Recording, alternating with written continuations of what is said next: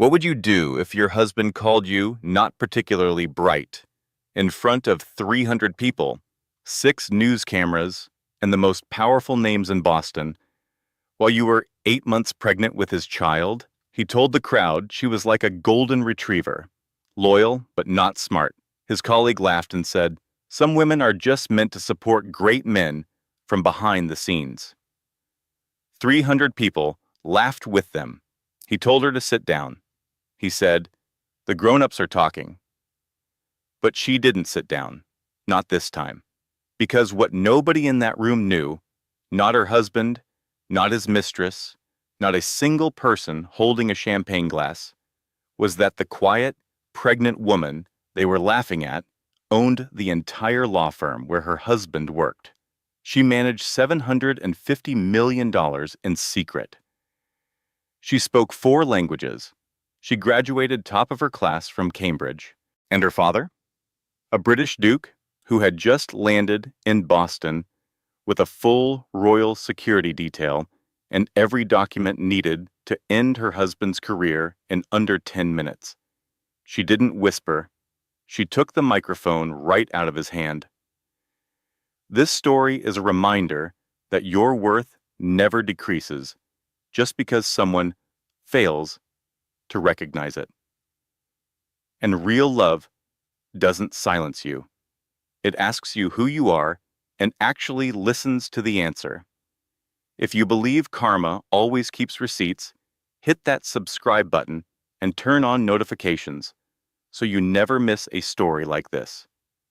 Drop a comment telling us where you're watching from.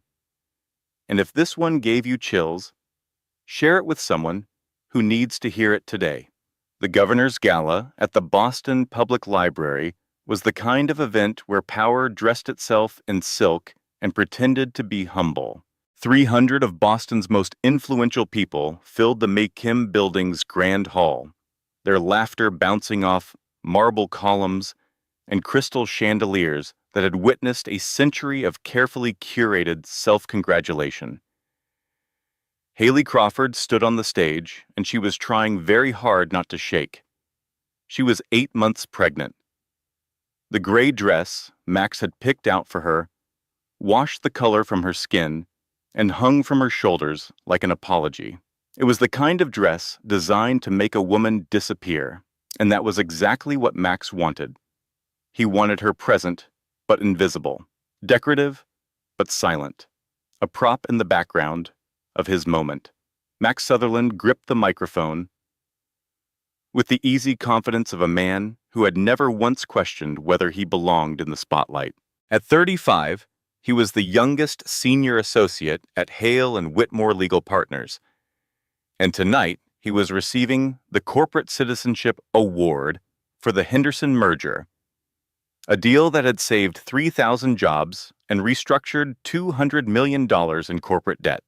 It was, by every measure, the crowning achievement of his career. He did not know that his wife had designed the strategy. He did not know that his wife had saved the deal when it nearly collapsed 6 weeks ago.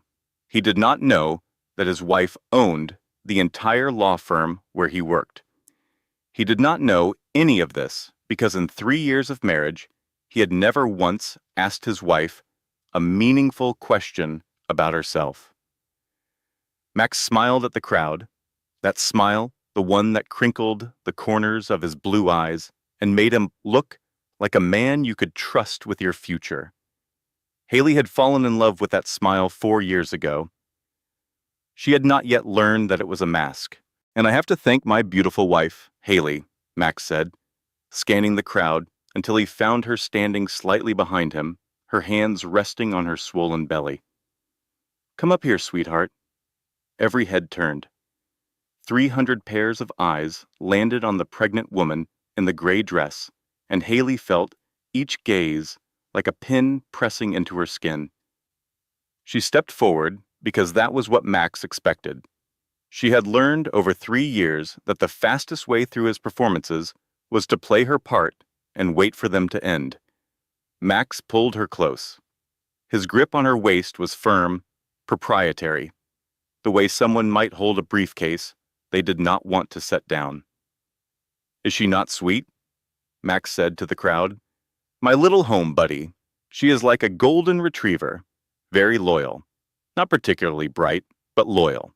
The room erupted in laughter.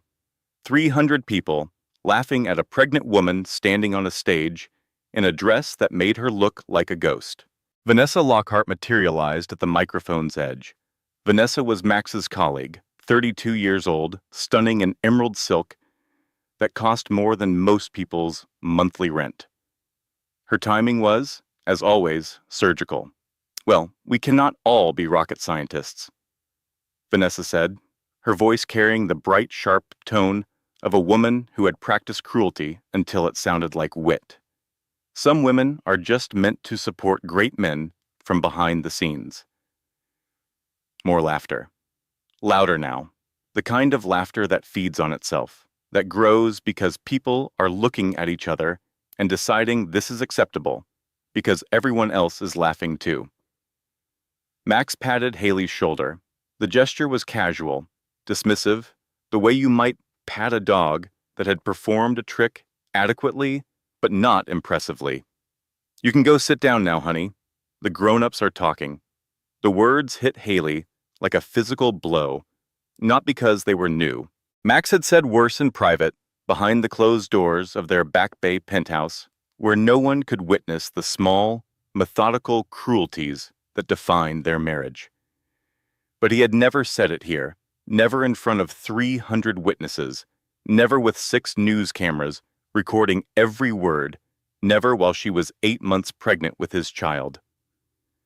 Her hand tightened on her belly. The baby kicked hard, as if protesting on her behalf.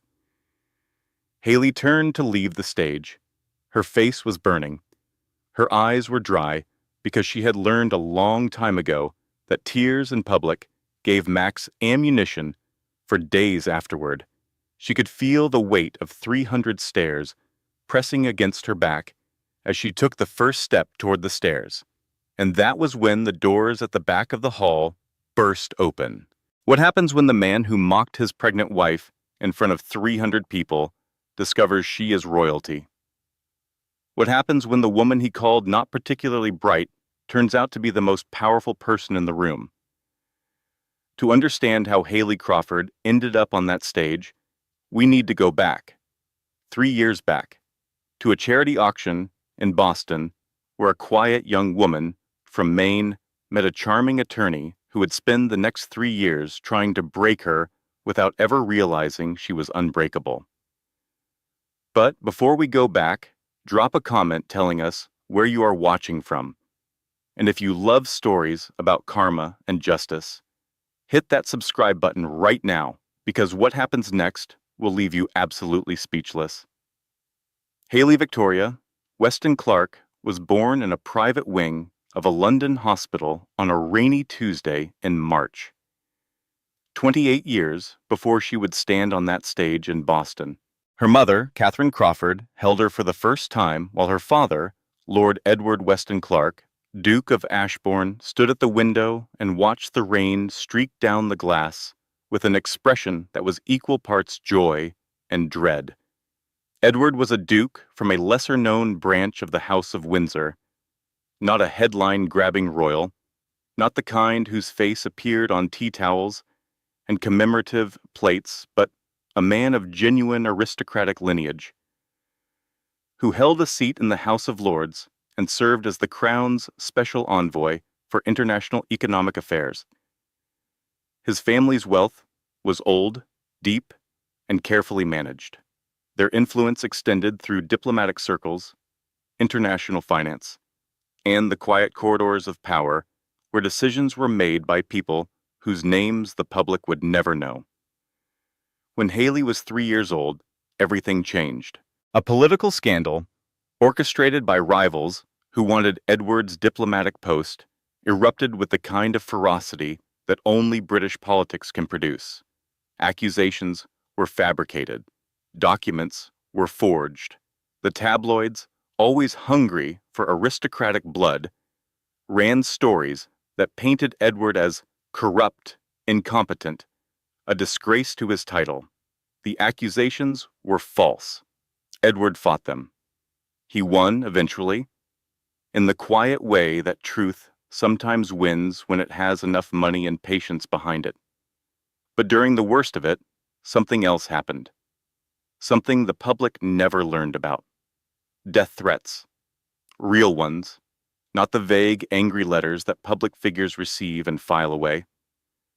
Specific, detailed, credible threats against Edward's family, against Catherine, against 3-year-old Haley. Edward made the hardest decision of his life. He sent them away. Catherine took Haley to America under her maiden name, Crawford. They settled in a small coastal town in Maine, the kind of place where people minded their own business and a woman raising a daughter alone did not attract particular attention. Catherine told the neighbors she was a widow. She told Haley the truth. "Your father is a duke," Catherine would say during their evening walks along the rocky shore. "A real duke, with a title and a coat of arms and a very large house in the English countryside. And he loves you more than anything in the world. But there are people who would hurt us to hurt him. So we stay here, we stay quiet, and we stay safe." Haley grew up understanding two things that most children never have to reconcile.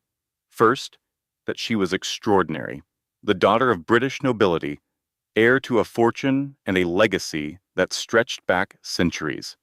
Second, that she could never, under any circumstances, let anyone know. She spoke to her father every week on encrypted phone lines. He arranged her education with meticulous care. When Haley showed exceptional academic ability, Edward enrolled her at Cambridge University under a sealed identity. She attended remotely for most of her coursework, flying to England for examinations under security escort, staying in safe houses arranged by her father's protection team. She graduated at 21 with a law degree. Magna cum laude, dual specialization in international law and economics. Her professors described her as brilliant, disciplined, and possessing a maturity far beyond her years. No one in America knew any of this. To her neighbors in Maine, Haley Crawford was a quiet, studious girl who kept to herself and spent a lot of time on her laptop. At 22, Edward entrusted Haley with the American holdings of the Weston Clark Family Trust. The portfolio was worth $750 million, spanning renewable energy, biotech, real estate, and impact investing.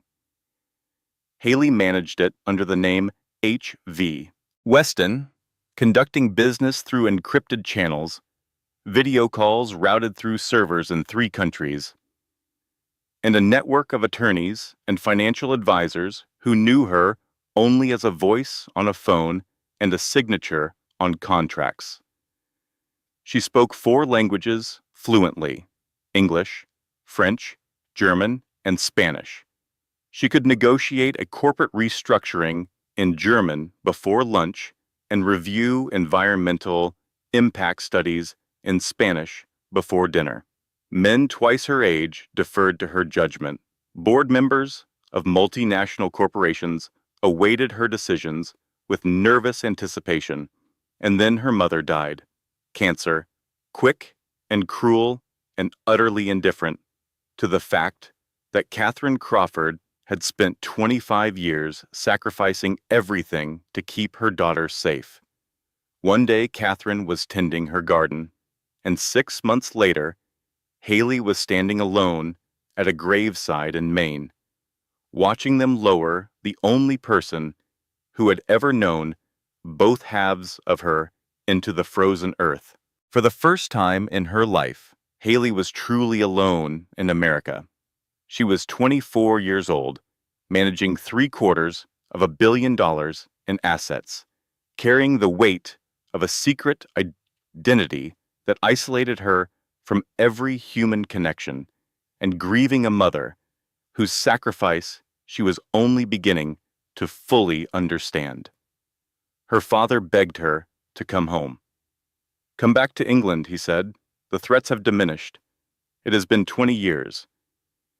You can have a life here, a real life, with your real name in your real home. But Haley had built something in America. A quiet life, yes. An invisible life. But it was hers, and she was not ready to give it up. Not yet, she told her father. Give me a little more time. 2 years after her mother's death, Haley volunteered at a charity auction benefiting Boston Medical Center. She was 26, working the registration table, wearing a simple black dress and a name tag that said Haley C. She had been living in Boston for 8 months, ostensibly taking a few classes at Boston University, building the kind of ordinary life that a woman with no visible past could reasonably construct. That was where she met Max Sutherland. He noticed her immediately. Haley had the kind of beauty that did not announce itself from across the room, but revealed itself gradually. The kind that made you look twice, and then a third time. The kind that got more interesting the longer you studied it. Dark hair, green eyes, a stillness about her that could be mistaken for shyness, but was actually the practiced composure of someone who had spent a lifetime being careful. Max pursued her with the focused intensity of a man who always got what he wanted. Flowers delivered to her apartment, dinners at restaurants where the waitstaff knew him by name, weekend trips to Cape Cod, where he rented a cottage overlooking the ocean, and talked for hours about his cases, his ambitions, his trajectory toward becoming the youngest senior partner in the history of Hale and Whitmore legal partners. He talked about himself constantly. He never asked about her family. He never asked about her education. He never asked what she wanted from life. He never asked. On their fourth date, after a firm dinner, where Haley had spent 3 hours sitting quietly at a table full of attorneys who spoke to her with the careful, slow politeness people reserve for someone they assume cannot follow the conversation, Max drove her home and said something that should have ended everything. You were perfect tonight, quiet, pretty, did not try to dominate the conversation. That is exactly what I need in a wife. Any other woman might have heard the warning in those words, might have recognized the blueprint Max was drawing, a marriage where she would be ornamental, silent, and small, might have ended things that night and never looked back. But Haley heard something else. She heard a man who wanted her, not Lady Haley Victoria Weston Clark, daughter of a duke, manager of $750 million, Cambridge-educated attorney, who spoke 4 languages, just Haley. Plain, quiet, nobody special Haley from a small town in Maine. After a lifetime of wondering whether anyone could ever love her for herself, stripped of title and wealth and name, here was a man who seemed to want exactly that. She was not running an experiment. She was not testing him. She was falling in love with the wrong person, and she did not know it yet. They married 6 months later in a small ceremony at a vineyard in Napa Valley. Haley's father did not attend. It was too dangerous, too exposed, too many cameras, and too many questions about the bride's family. Edward watched a live feed from London, alone in his study, and cried for the second time in his adult life.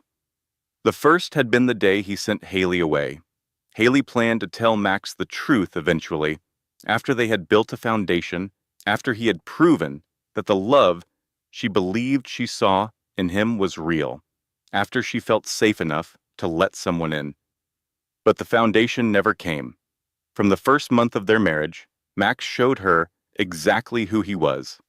And by the time Haley understood, leaving was not simple. A messy divorce would generate public records.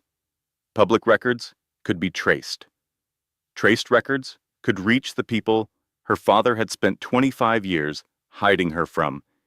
The enemies had faded, but they had not disappeared. Edward still monitored them. The risk was diminished, but not eliminated. Haley was trapped, not by weakness, not by passivity, not by the simple-minded helplessness Max assumed defined her. She was trapped by the very secret that made her powerful. The identity that could have freed her was the same identity that kept her caged, and so she stayed. She folded his shirts. She cooked his dinners. She endured his lectures about her appearance, her intelligence, her value. She sat at firm dinners and let strangers laugh at her while she managed $750 million from a laptop hidden in the room Max called her little craft room. She stayed because leaving safely required time and planning and the right moment. She did not know that the right moment would find her on a stage, 8 months pregnant, while her husband told 300 people she was not particularly bright. But the right moment was coming, and when it arrived, it would be devastating. The penthouse in Back Bay sat on the 32nd floor of a glass tower overlooking the Charles River. It had floor-to-ceiling windows, Italian marble countertops, a living room that could comfortably host 40 people, and a master bathroom with heated floors that Max considered one of his finest achievements. He did not know that the building was owned by the Weston Clark Family Trust. He did not know that the loan securing the penthouse was guaranteed by assets his wife controlled through 7 layers of shell corporations. He did not know any of this because the architecture of Haley's hidden life was so precisely constructed that even forensic accountants would have needed months to trace the connections. Max knew one thing about his home. It was his, just like everything else. Every morning followed the same script. Max's alarm rang at 6:15. He showered for exactly 12 minutes. He emerged wrapped in a towel and inspected the shirt Haley had laid out for him, checking for wrinkles, with the meticulous displeasure of a man who needed something to criticize before breakfast. "You wrinkled my blue Oxford yesterday," Max called from the bathroom one Tuesday morning, 3 months into Haley's pregnancy. "Do you understand how embarrassing it is when a senior partner shows up to court looking like his wife cannot handle basic laundry?" Haley said nothing. She had discovered early in their marriage that silence shortened these lectures. Engagement extended them. If she apologized, Max would spend 10 minutes explaining exactly how her apology was insufficient. If she defended herself, he would spend 20 minutes explaining why her defense proved his point. Silence, on the other hand, gave him nothing to push against. He would exhaust himself against her quiet the way a wave exhausts itself against a seawall, and then he would leave. Max emerged in a charcoal suit that cost more than most people earned in a month. He examined Haley's jeans and sweater the way someone might examine a stain on an otherwise acceptable carpet. "You look homeless. At least put on something decent." "What if someone from the firm sees you?" He grabbed his briefcase and headed for the door. "Pick up my dry cleaning. The ticket is on the counter. And do not forget, like last time." The door closed behind him. Haley waited until she heard the elevator descend. Then she waited 30 seconds more because Max occasionally forgot something and came back. And being caught on her encrypted laptop would raise questions she could not answer. When she was certain he was gone, Haley Crawford disappeared. In her place stood H.V. Weston. She retrieved the laptop from a hidden compartment in the room Max called her little craft room. It was a small study he never entered because he had deemed it beneath his interest. A space where Haley supposedly did scrapbooking and other activities Max categorized as adorable but pointless. The laptop was encrypted with military-grade security. Her video calls were routed through servers in 3 different countries. Her digital footprint was, by design, non-existent. In the next 60 minutes, Haley authorized $30 million in renewable energy investments across the American Southwest, restructured a corporate debt agreement that would save 2,000 jobs at a manufacturing plant in Michigan, declined an acquisition proposal that would have displaced low-income housing in Austin, and reviewed quarterly performance reports from 7 portfolio companies spanning biotech, real estate, and clean technology. Her phone rang, a number from London. She answered in French because the first contingent on the call was from Paris. Yes, this is H.V. Weston. For 20 minutes, she spoke in rapid, precise French about the terms of a joint venture with a European pharmaceutical company. Then the Frankfurt representatives joined, and she switched to German without pause, her accent flawless, her vocabulary technical and specific. She asked pointed questions about regulatory compliance. She challenged their revenue projections. She demanded revised environmental impact assessments before she would approve the next funding tranche. Men twice her age said yes, ma'am, and scrambled to meet her requirements. When the call ended, she deleted it from her phone's history, just like she deleted all the others. Then she closed the laptop, hid it back in its compartment, changed into clothes Max would find acceptable, and went to pick up his dry cleaning. This was Haley's life.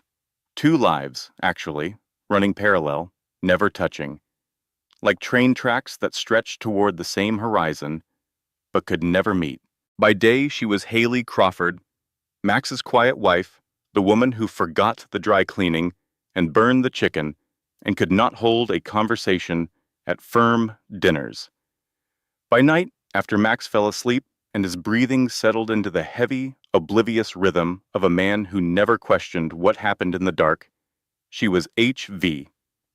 Weston, managing $750 million, making decisions that affected thousands of lives, commanding respect from people who would have been astonished to learn that the voice on the phone belonged to a 28-year-old woman living in a penthouse in Boston with a husband who thought she was too simple to understand the word portfolio. But 3 months ago, something had changed, something that made the parallel tracks begin to bend toward each other. Haley was pregnant. She had discovered it on a Wednesday afternoon, alone in the bathroom, staring at two pink lines on a plastic stick that cost $11 at the pharmacy and carried the weight of everything she had been afraid to hope for.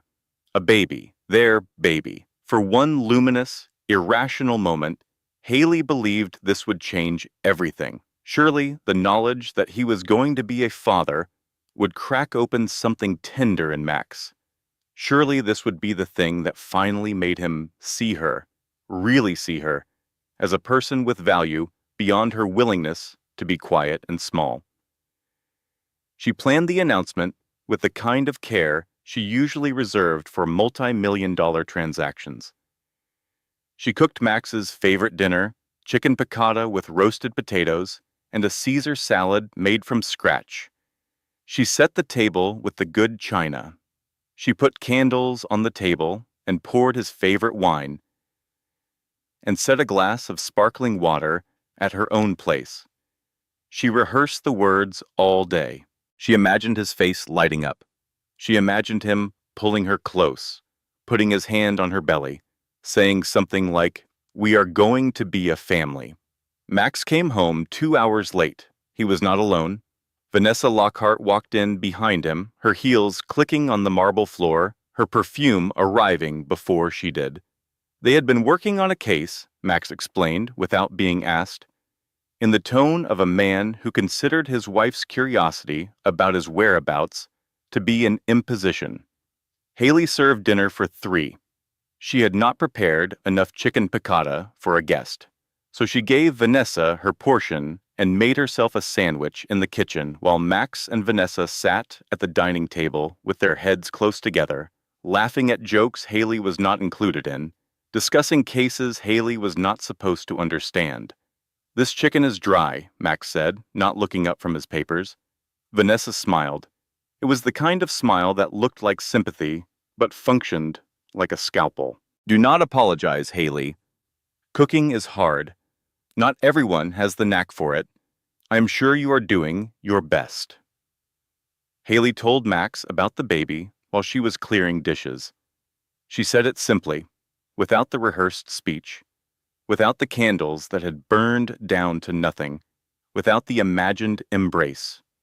She said it because she could not hold it in anymore, and because some part of her still believed that the words, "I am pregnant," carried enough weight to break through anything. Max put down his fork. His face did not light up. It tightened. The way a face tightens when someone hears news they were not prepared for and do not want. Are you serious? We did not plan this. This is terrible timing for my partnership track. Could you not have been more careful? He did not touch her belly. He did not ask how she felt. He did not say congratulations.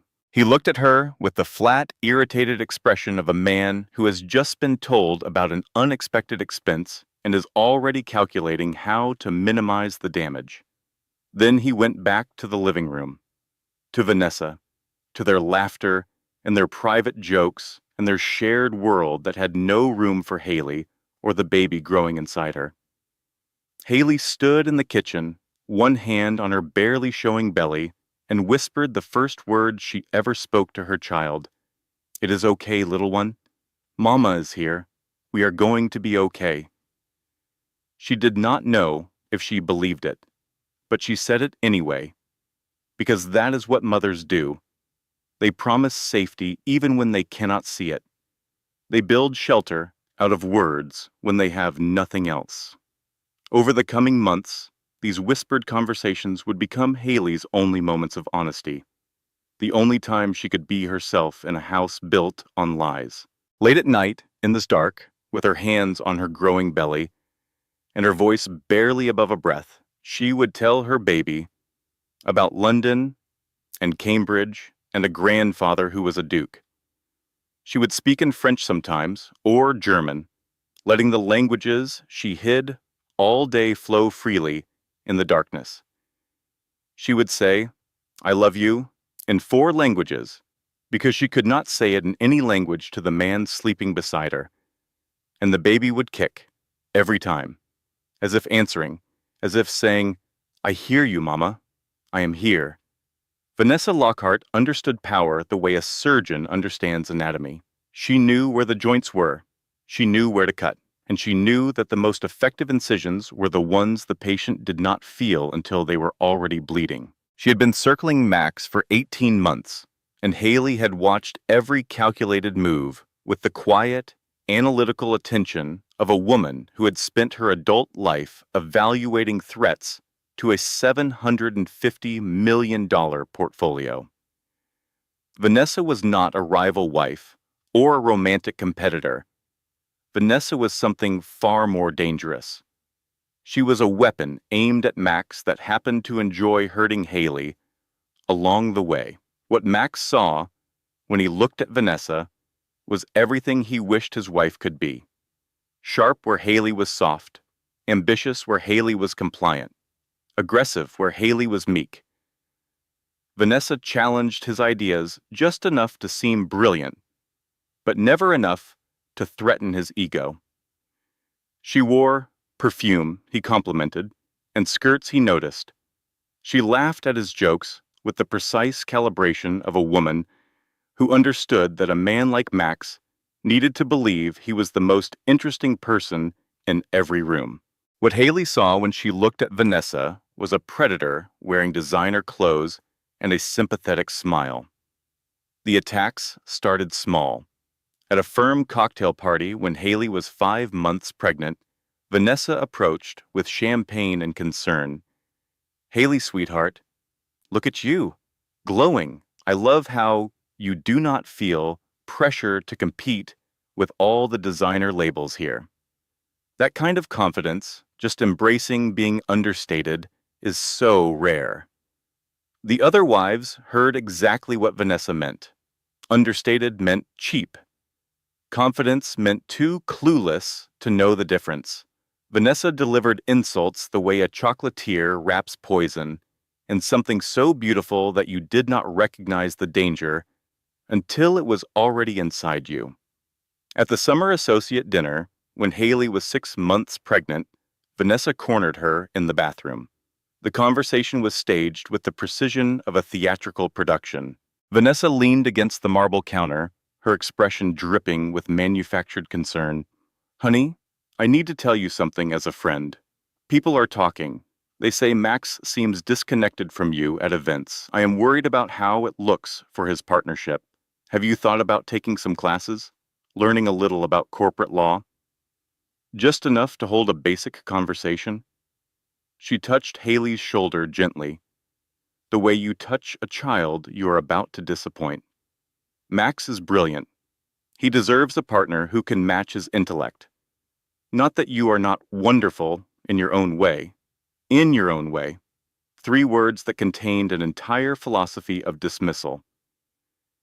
You are fine for what you are, but what you are is not enough. At a partner dinner, when Haley was 7 months pregnant, Vanessa went further. She positioned herself near Max's mentor, Gerald Richmond, at the far end of the table. Her voice was low but perfectly calibrated to carry to where Haley sat, ignored and alone, at the opposite end. Max is wasted in his current situation. A wife should be an asset at these events, not someone he has to apologize for. Look at the Hendersons. Lauren Henderson closes deals at every dinner because she understands the business. That is what a man at Max's level needs.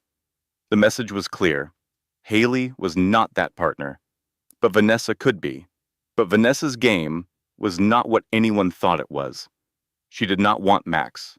She did not love him. She did not even particularly like him.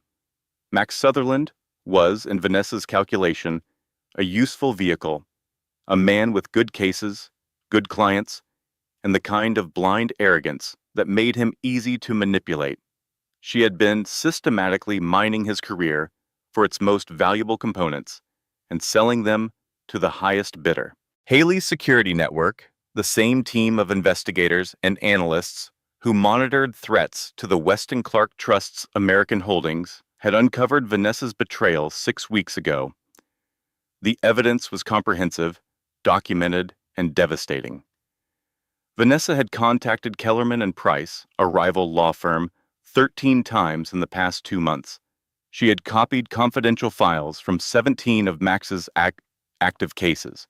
She had leaked privileged strategy information to opposing counsel on at least 4 occasions. She had nearly destroyed the Henderson merger, Max's crowning achievement, by feeding his negotiation terms to the other side in exchange for a promised senior partnership at the rival firm. The Henderson deal had survived only because Haley had intervened.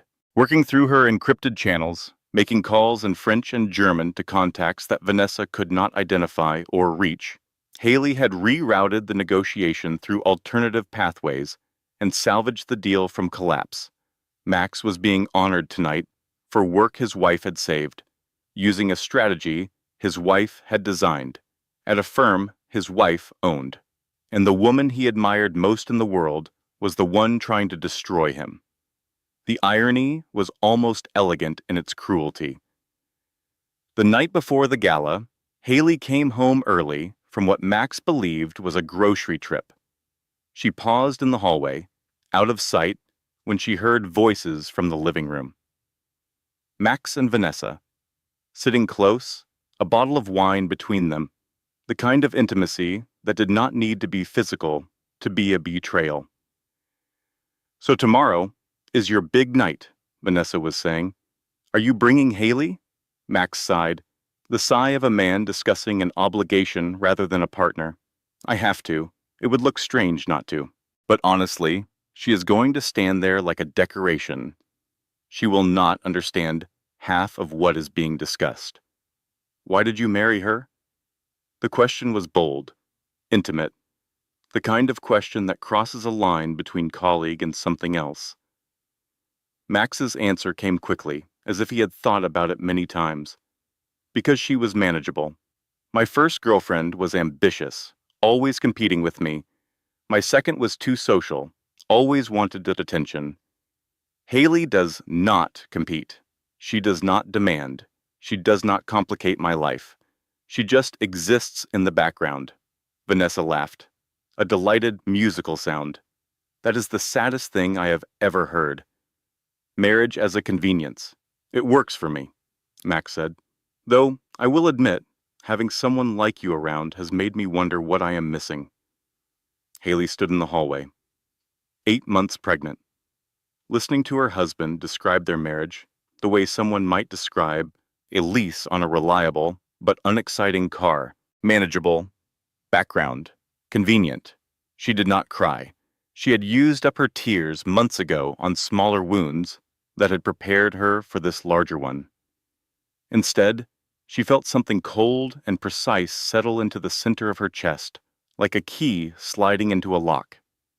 She left the penthouse without being heard. She walked for 2 hours through the November streets of Boston, while her phone buzzed with messages from her security team asking where she had gone. The baby kicked with unusual insistence, as if trying to remind her that she was not alone, that there was someone inside her who needed her to be strong. When she returned, Vanessa was gone. Max was asleep on the couch, the empty wine bottle on the coffee table, his mouth slightly open, his face bound and unguarded, and completely unaware that the woman he called manageable was standing above him, deciding his fate.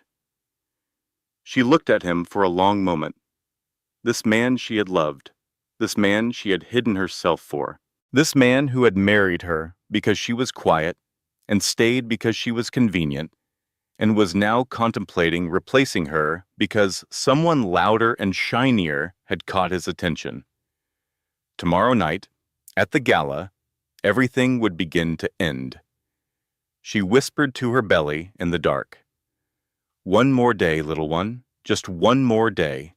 If you have ever loved someone who did not deserve it, then you already know the feeling that Haley carried with her every hour of every day. It is not the sharp, clean pain of heartbreak. It is something duller and heavier, like wearing a coat made of stones. You cannot take it off, because taking it off means admitting that you chose it, that you put it on, that you walked into this knowingly because you believed love was strong enough to change the weather. Haley believed that once. She does not anymore." The firm dinner celebrating the Henderson merger took place 2 weeks before the gala. 50 senior partners, their spouses, and key clients gathered in a private dining room at the Four Seasons. Haley attended in a navy dress Max had approved. She was 7 months pregnant and exhausted, and carrying the weight of her double life like a second pregnancy that no one could see. Max introduced her to the table with the casual diminishment she had come to expect. "This is Haley. She keeps things running at home so I can focus on what actually matters." A partner's wife, a kind woman named Rebecca, with warm eyes and an honest smile, tried to include Haley in the conversation. "What did you study, Haley? Before you met Max?" Before Haley could answer, Max laughed. "Oh, she dabbled in community college for a bit. Did not quite stick. But she makes incredible pot roast, so I think I came out ahead." The table laughed. Not all of them wanted to. Rebecca looked uncomfortable. But laughter is social currency, and in a room full of people whose careers depended on Max's goodwill, most of them paid the price. Vanessa delivered the final blow with practiced precision. "Max, you are so modest about your home life. Not every man has someone willing to just exist quietly in the background. It takes a special kind of woman to know her place. That is actually very selfless of you, Haley." To know her place. Haley sat through the rest of the dinner with one hand on her belly, feeling the baby kick against her palm in a steady rhythm that might have been comfort or might have been protest. She did not cry.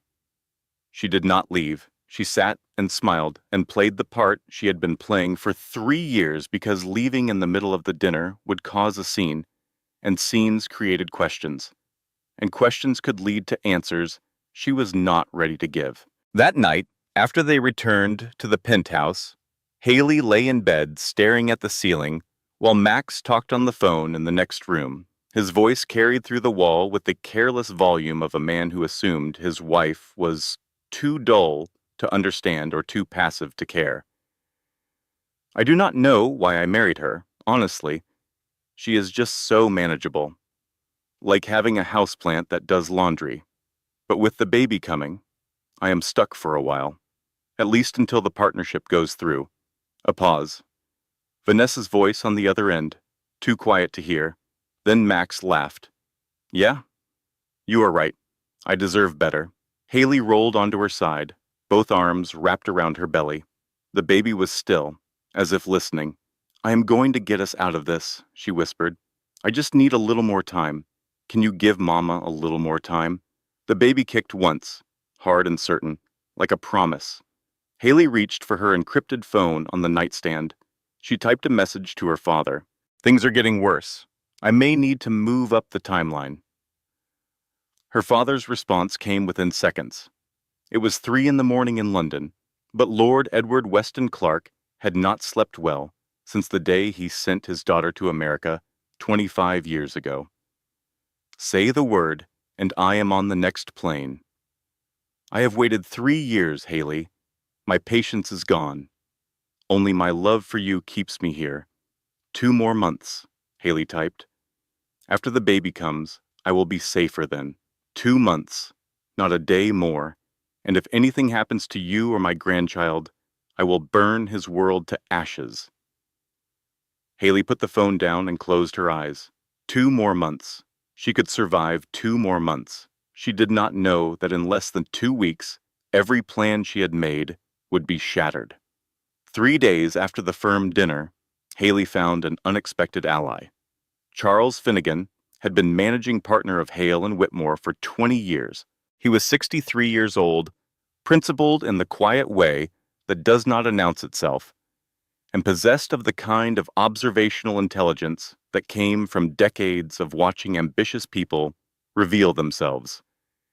He had noticed things about Haley that no one else bothered to see. He found her on the balcony overlooking Copley Square during a firm cocktail event. She was standing alone, gripping the stone railing, letting the November wind clear her head. Escaping the congratulations, Charles asked, stepping outside, with the careful movements of a man who had earned every year on his body. Haley gave him a tired smile. Your husband is quite pleased with himself tonight. The Henderson merger was impressive work, very sophisticated financial architecture. Charles paused. His eyes were steady and thoughtful. I found it interesting that the strategy mirrors a framework presented at the London International Finance Summit 5 years ago, written by someone named H.V. Weston. Haley's heart rate spiked, but her face remained perfectly still. Years of practice. That sounds impressive, she said carefully. What is more impressive is that 3 years ago, when our firm was drowning in $40 million of debt, an anonymous donor restructured everything, saved us. The donor's representative conducted all negotiations in French. Charles looked at her directly. His expression held no threat, only curiosity and something that looked like respect. Max does not speak French. But I have heard you on the phone, Haley, when you thought no one was listening. Their eyes met, a long charged silence in which Haley calculated every possible outcome of the next 30 seconds. Why are you telling me this? She asked. Because I have watched that man treat you like furniture for 3 years while you carry his child, and I do not believe you are what he says you are, not even close. Charles straightened his jacket against the wind. Let me help. I can call an emergency partner meeting. If the board knew who really owns this firm, everything changes. For one electric moment, Haley saw a path through the darkness. Charles was powerful, connected, trusted by the other partners. If he could bring the truth to light in a controlled way, she could avoid the messy, dangerous explosion she feared. Give me a week, she said. Let me think about how to do this safely. Charles nodded.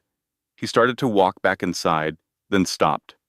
I hope you get what you deserve, Haley, whatever that turns out to be. He did not know that within 48 hours, his attempt to help her would destroy his career. Vanessa Lockhart had been monitoring internal firm communications as part of her espionage operation. She did not know what Charles was planning, but she noticed the pattern. Encrypted emails to outside counsel, meetings not logged in the firm calendar, phone calls made from the balcony where he thought no one was watching. She went to Max with manufactured alarm. Charles is up to something. He has been communicating with outside legal teams. I think he is building a case to restructure the partnership. Maybe push you out. Max, who operated on a simple emotional equation where any threat to his status required immediate and overwhelming response, went to the senior partners within 24 hours. He presented Charles's behavior as evidence of cognitive decline, erratic communication patterns, secretive meetings, behavior unbefitting a managing partner of his age. The other partners, faced with a choice between backing Max, who was young, aggressive, and responsible for their biggest recent deal, and defending Charles, who was 63 and whose caution they had increasingly interpreted as slowness, made the calculation that ambitious people always make. They chose the future over the past. Charles Finnegan was placed on forced administrative leave. His access cards were deactivated. His office was cleared. 20 years of building and protecting the firm dismissed in an afternoon. Haley watched from the lobby as security escorted Charles to the elevator. He walked with dignity, his back straight, his expression composed. At the elevator doors, he caught Haley's eye. The look lasted only a moment, but it carried everything. I tried. I am sorry. Be careful. The doors closed. Charles was gone. And Haley's only ally was gone with him. That night she sat in her craft room in the dark, her laptop closed on her lap, and cried for the first time in months, not for herself, not even for the baby, for Charles, who had tried to do the right thing and been punished for it by the very system he had spent 2 decades serving. She whispered to her belly through the tears, "We are okay. Mama is figuring this out. We are okay." The baby kicked. Neither of them believed it. 3 days after Charles's removal, Haley's body did what her spirit had been trying not to do. It broke. She was in the kitchen making breakfast, a task she performed on autopilot, while her mind ran through contingency plans and legal scenarios and encrypted phone calls she needed to make. The room tilted, her vision blurred at the edges, darkening like someone was slowly closing a curtain around her field of view. Pain, sharp and deep and wrong, shot through her abdomen. She grabbed the counter. A glass fell and shattered on the marble floor. She looked down at the broken pieces and the water spreading across the white stone and thought, with the strange clarity that comes in moments of crisis, that it looked like a map of somewhere she did not want to go. She called 911. Her voice was steady, because steadiness was a reflex she had been practicing for 25 years. Max was at the office. She did not try to call him first. Some part of her already knew he would not come. At Massachusetts General Hospital, Dr. Sarah Brennan examined Haley with the focused urgency of a physician who was seeing exactly what she had feared. "Haley, you are showing signs of severe preeclampsia. Your blood pressure is dangerously high. If we cannot stabilize you in the next 24 hours, we may need to deliver early. At 32 weeks, your baby would face serious complications. Underdeveloped lungs, potential brain hemorrhage, weeks in the NICU, with no guarantee of avoiding long-term effects." Haley's hand moved to her belly with the instinctive protectiveness of every mother who has ever been told that the life inside her is in danger. "What do I need to do?" "Complete bed rest. Zero stress." Dr. Brennan paused, choosing her next words carefully. And honestly, Haley, you need support.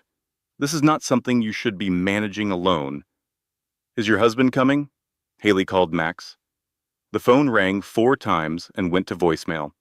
She called again. Same result. She sent a text message. The words were simple because emergencies do not require eloquence. I am in the hospital. The baby is in danger. Please come. 45 minutes later, Max replied with a text that contained 11 words. In the middle of something important. I am sure the doctors have it handled. Try not to be dramatic.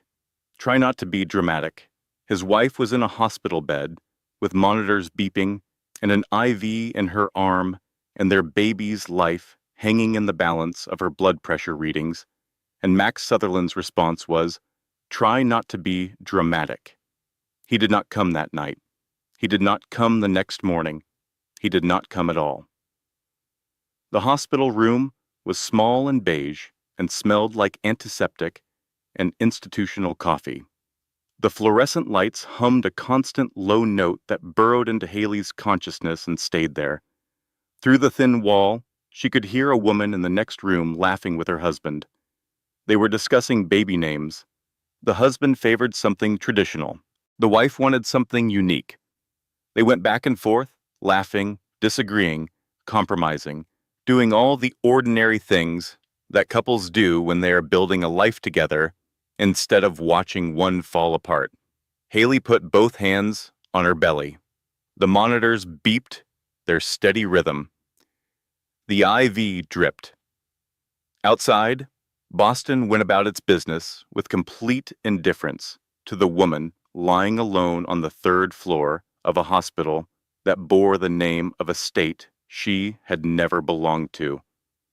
She talked to her baby, the way she did every night, the only conversation in which she was permitted to be completely herself. Hey, little one, it is Mama.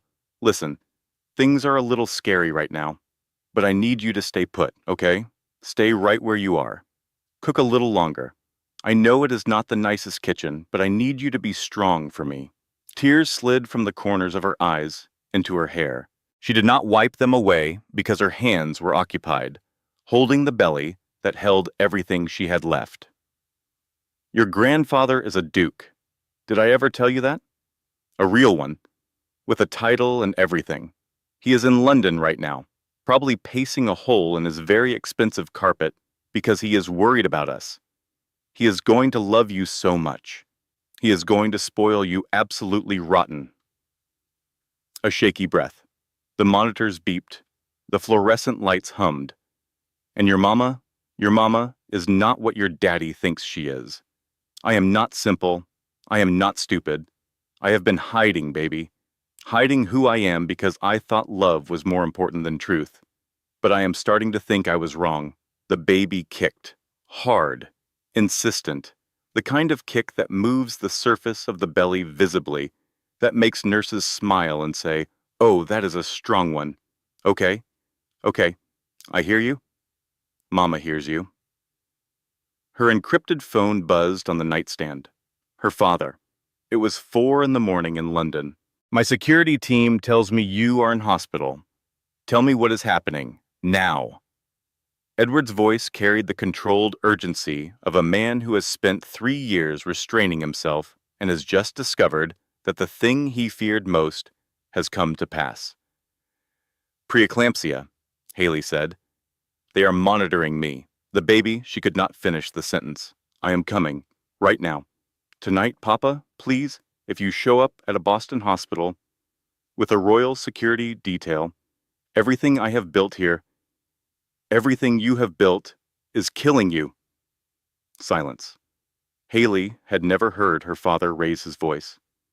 In 25 years of phone calls, through every crisis and disappointment and lonely night, Edward Weston Clark had maintained the steady, measured tone of a man who believed that control was the highest form of love. Hearing him shout was like hearing thunder from a sky she had always known as blue. When he spoke again, his voice was quieter. But the iron underneath it had not bent. Haley, my darling girl, you are lying in a hospital bed, alone, 8 months pregnant. Your husband will not even answer the phone. How much more are you willing to sacrifice for a man who does not deserve to speak your name? The question hung in the silence between London and Boston, crossing an ocean's 25 years of hiding and the uncountable small distances that accumulate when a father and daughter love each other across a gap they did not choose. Haley took a long, slow breath. The governor's gala is in 2 weeks. He is receiving an award for work I did, 300 witnesses, 6 news crews. If I am going to end this, I want it to be there, where everyone can see. 2 weeks, Edward said. 2 weeks, and then I am coming home. Then I will be at that gala. And God help the man who made my daughter cry in a hospital alone. They said good night. Or good morning, in Edward's case. Haley held the phone against her chest for a long time after the call ended, feeling the warmth of the screen fade the way warmth always fades, gradually and then completely. She was stabilized after 3 days. Dr. Brennan released her with strict orders for bed rest, reduced stress, and regular monitoring. Reduced stress. As if stress were a faucet you could simply turn off rather than the water you were drowning in. When Haley returned to the penthouse, it was empty. Max was at the office. The kitchen was clean because no one had used it. The living room was exactly as she had left it 3 days ago, as if her absence had not registered on the surface of the home they supposedly shared. On the bedroom nightstand, she found a